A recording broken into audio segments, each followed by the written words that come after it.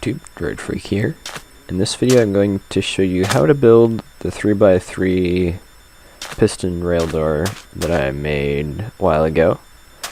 It's not exactly the same design in terms of writing around redstone, but it works the same, and I think it's a more elegant design underneath.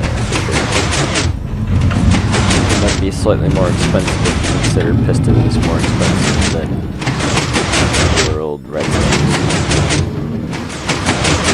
So, without further ado, cut to the tutorial. If you want to see more of it working, then obviously check out the original video right here. And I'll show you how to build it. Okay guys, I've laid this tutorial out in the stages because I know if I tried to build it all at once, I'd probably mess up. Things happen.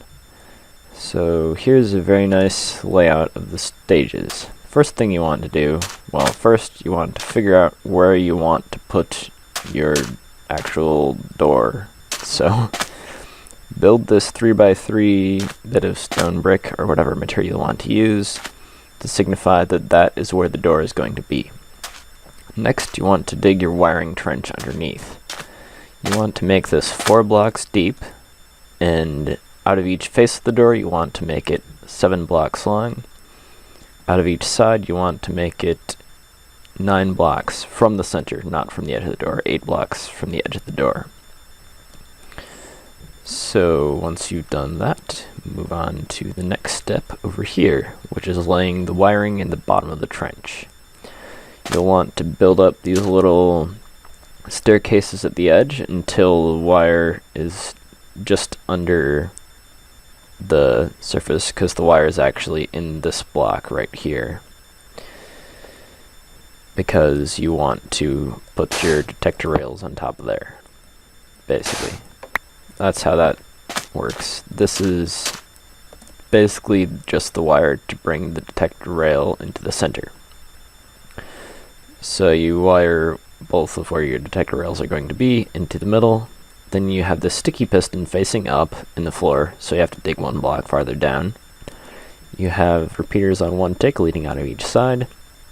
You have 2 sticky pistons facing away from it. One of them, which will be 1 block.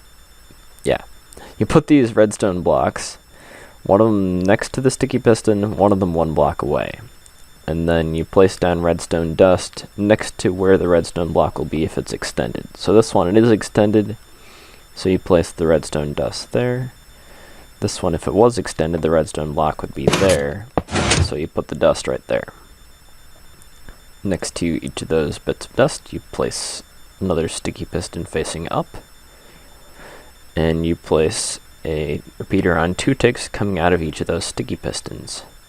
Now on the side where the redstone block is close to the sticky piston here, you want to place this solid block close to that 2-tick repeater and put dust on top of it. And this one, you want to put the solid block far away from there because that redstone block is far away from the sticky piston. Well, it's not really because, but on the same side where the redstone block is far from the sticky piston, you want to place 1 block gap between that solid block and that repeater. So that's the wiring at the bottom of the trench. In this segment, you simply place solid blocks on top of those upward facing sticky pistons, like so. And you bring up a vertical slab tower from the bottom section. So on this side you just bring this slab tower up like that from that starting point. On this side you want to bring it farther back from the block. So the one where the block is all the way in the end of the trench, you want to keep the slab tower 1 block away from the edge of the trench. You want to have this 1 block gap here. That is actually fairly important, so remember that.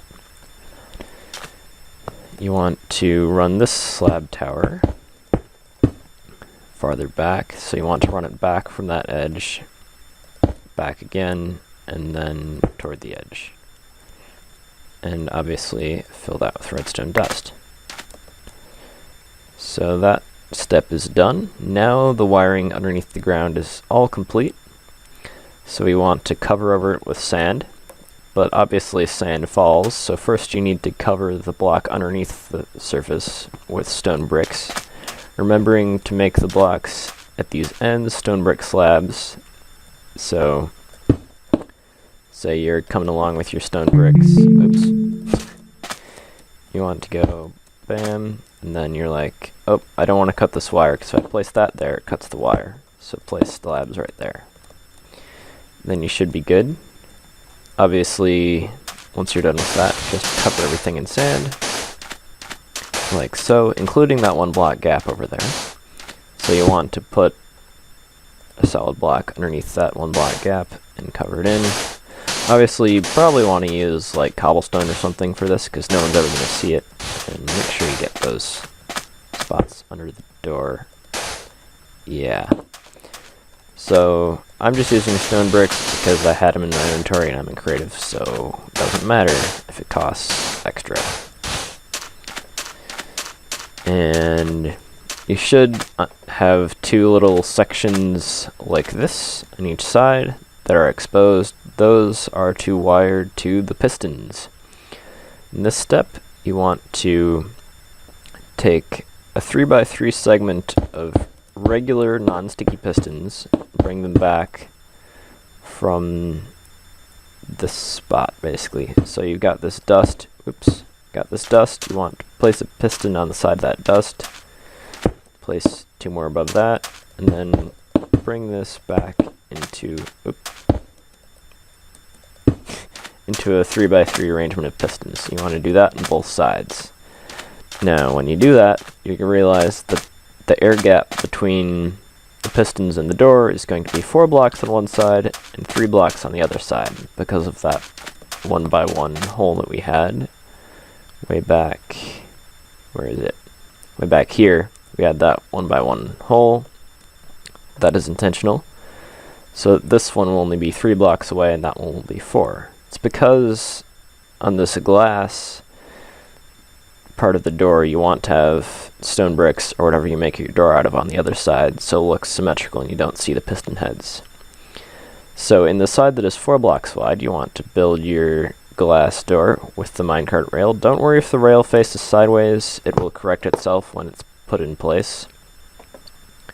And then you want to build this pillar out of whatever you built your door out of on that side. So that fills in the 4 block gap. Next, you want to do your actual wiring.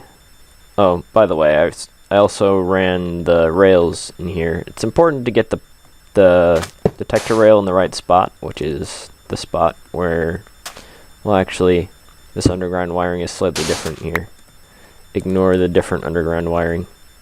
But it should be in the end of where your wiring trench was.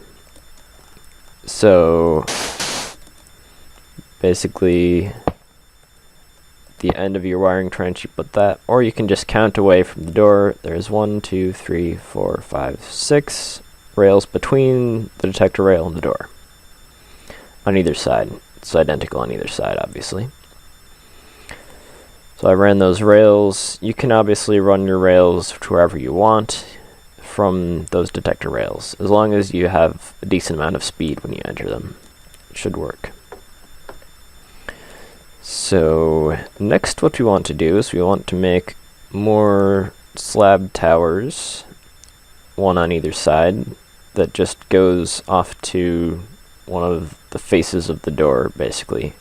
So this will be the side that bulges out if you have a 3x3 wall. So keep that in mind. You want to put this on the side that you care least about cosmetics if it's a 3x3 wall. So you've got this little slab tower. Now you should have 2 slabs sticking out at those 2 heights on your pistons. From each of those, you want to run a series of blocks along. You want to run 5 blocks on each side. And you want to alternate between dust and 2-tick repeaters on them, like so. Same thing on the other side. You got your slab tower, and you've got your 5 blocks with dust and 2-tick repeaters on them. Once you've done that, you're basically done with the function of the door. The next thing is to just take care of aesthetics. So you want to put this frame around the door. You want to actually attach your rails to wherever they're going. In this case, it's just a loop.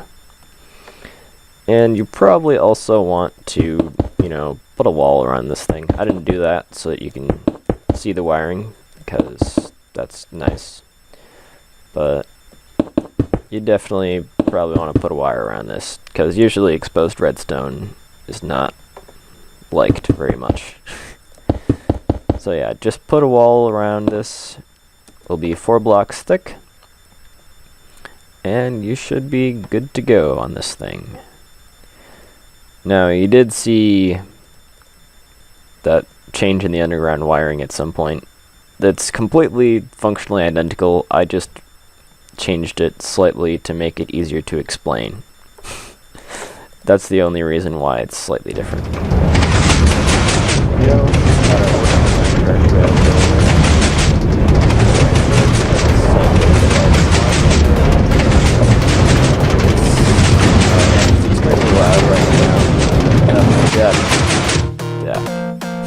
It's extremely loud right now because my game sound is turned up, because I was playing UHC for a little bit and I really wanted to hear those mobs. So sorry about the obscenely loud game sound. But that is basically it for this video. Thanks for watching, and I will see you guys in the next video. Bye!